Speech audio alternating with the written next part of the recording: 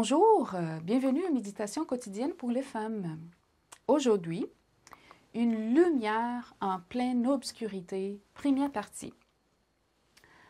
Alors elle dit, « Et j'ai demandé un fils à mon Seigneur. N'ai-je pas dit, ne me trompe pas? » 2 Rois 4, verset 28. Le récit biblique de la Sunamite souligne les drames de notre monde. Son mari et elle, dans leur vieillesse, reçurent un fils d'une manière miraculeuse et inespérée après de nombreuses années d'attente.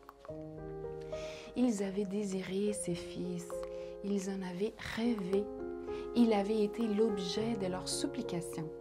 La joie déborde de cœur de ses parents reconnaissants pour le précieux don reçu pour l'intermédiaire du prophète Élisée. Mais un jour, soudainement, la mort frappe ses foyers. Elle le prive en un instant des temps de joie en élevant aux parents la présence de leur petit. Les désespoirs, l'incompréhension, le chagrin poussent la mère à demander des explications. La raison humaine ne parvient pas à percer le mystère qui entoure les voies de Dieu. Son âme est dans l'amertume, dit le prophète au sujet de la Sunamite.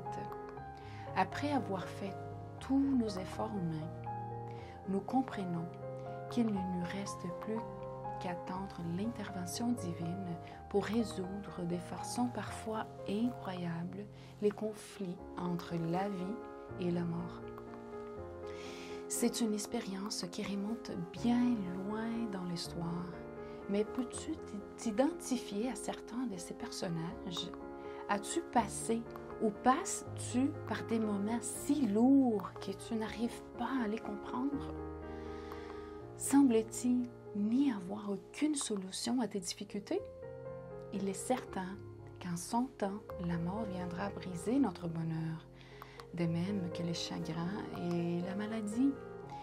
Et bien qu'aujourd'hui, nous ne trouvions pas les réponses, un jour nous comprendrons le dilemme de la mort. Un jour, le mal prendra fin et nous vivrons avec Dieu qui nous a créés pour jouir d'un bonheur éternel. Lorsque tu fais face aux immenses points d'interrogation qui s'adressent comme l'immense Goliath devant ton cœur, saisi de crainte, souviens-toi que Dieu ne te laissera pas seul.